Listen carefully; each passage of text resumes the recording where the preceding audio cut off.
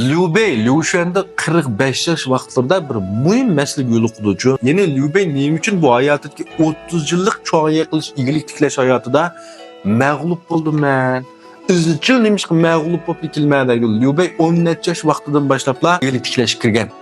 Shu vaqtidan boshlab uda 30 yil uda mag'lub bo'ldi bu. Shundan keyin shu vaqtda Liu Bei nima his qildi? O'zining bu Liu Bei jitvansida bir talant egisi, bir donishman, bir mushavirning kamligini his qildi. Mushundaq bir odam yo'q-ku, men qo'l qanot bo'g'dak deganni bu his qildi. Ya'ni Jungo Qodidek birsini akasam bo'g'dak deganni qattiq tunib ketdi. Endi Liu Beining qo'llatida biri yo'qmi ta Bati, Sunjan, Meifang, Jianyu, Mijo qatorliqlar bor. Bular Liu Bei jitvan noldan boshlangandan boshlab shu Liu Beining o'zi attirkilardi. Endi Liu Bei asli qanday qo'yilgansa, mushlarni bir tarbiyalab, o'ziga qo'l qanot bo'g'dak bir holatga chiqsam, mushlan tarbiyalab iqtidor namoyon qilsaq deb qo'yilgan. Lekin tarbiyalab chiqamadi. Bularning iqtidori yuqori ko'tarilmadi. Shuncha maydon hozirlab bersimi, Liu Bei qo'l qanot bo'g'dak darajaga yetolmay qoldi bular. Unim yo'q. Shuning bilan Liu Bei qanday qildi? Amal yo'q. Endi sirtdan bir ixtisosli kishini taklif qilgan bo'ldi. Adat şirketlerdim şundak amal va özümüzün içinden şu nölden başlayıp yürütükliğe vaxtdaki şu yakınlarımız en işençilik kişilerden başlayıp şulardan terbiyelep çıksak yaxşı. Qol qanat bo'g'dak iqtidorli kişilerni.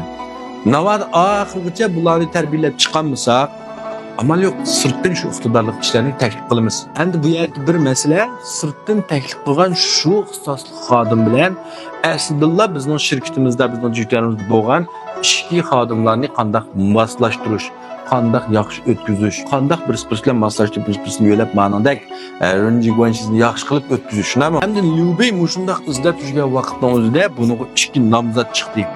Yotgan ejderho bilan kuch sumruqdan birsiga erishsang, jonni idora qila olasan deb. Endi Liu Bei talik bu ikkisiga erishdi. Lekin endi bu ikkisi tubdan o'xshamaydigan ikki odamning bo'lib chiqib qoldi.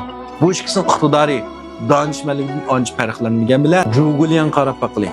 Zhuguliang nayt kelishgan, nayt iqtidorli, nayt danışman, jirohni ko'rar, chiqishqa munosabat yomon, ham adablik, tadbirlik, shunday 5 namunlik ermao. Bizning Jungo tarixidagi 5 namunlik erning birisi mana shu Zhuguliang. Biroq endi Pangtong qarab baqili. Iste'dod bor, haqiqatan danışman. Lekin bu nayt qo'pol, gapimi nayt qo'pol. Üzüm nayt qo'pol, meyki barakatı yürüydü, sık xiyap nayt ko'rimsiz. Ay şu çarşıları çoğunluğun kiyimleri eski, ses kuraplı yürüydüğün.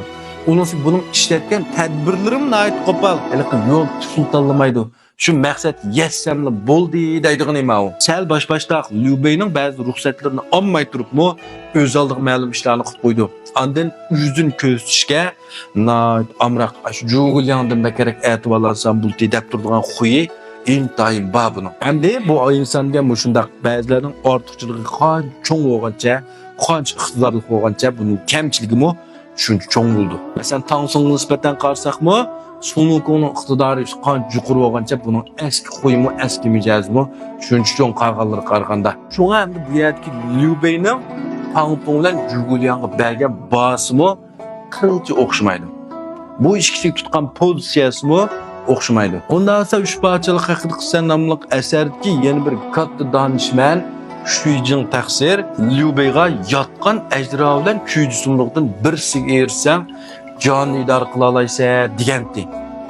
Liu Bei ikkilisiga erishibmi, nima uchun jonni birlikka keltiramadi? Bu mazmun qiziqadigan do'stlar, kechirib bo'lgan kirsanglar, o'shning oxirini yechib bermay. Rahmat.